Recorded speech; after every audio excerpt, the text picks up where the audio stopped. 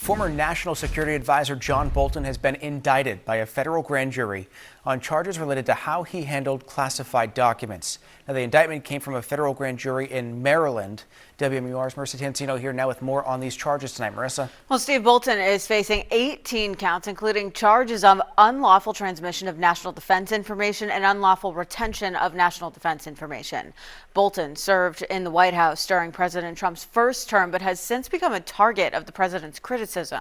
FBI agents searched Bolton's home in August. According to court records, they seized multiple documents labeled secret, confidential, and classified.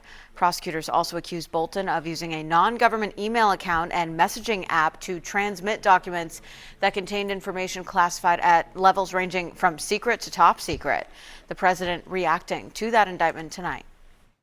I didn't know that. You tell me for the first time, but I think he's, a bad person. I think he's a bad guy. Yeah, he's a bad guy. It's too bad, but that's the way it goes. Case against him? That's the way it goes, right?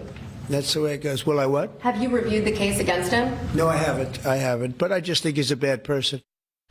So Bolton also responding in a statement tonight saying, quote, "I have become the latest target in weaponizing the Justice Department to charge those he deems to be his enemies with charges that were declined before or distort the facts." Plymouth State Associate Professor of Political Science, Dr. John Lappy, says these indictments have become part of a continuing pattern we've seen take shape in politics.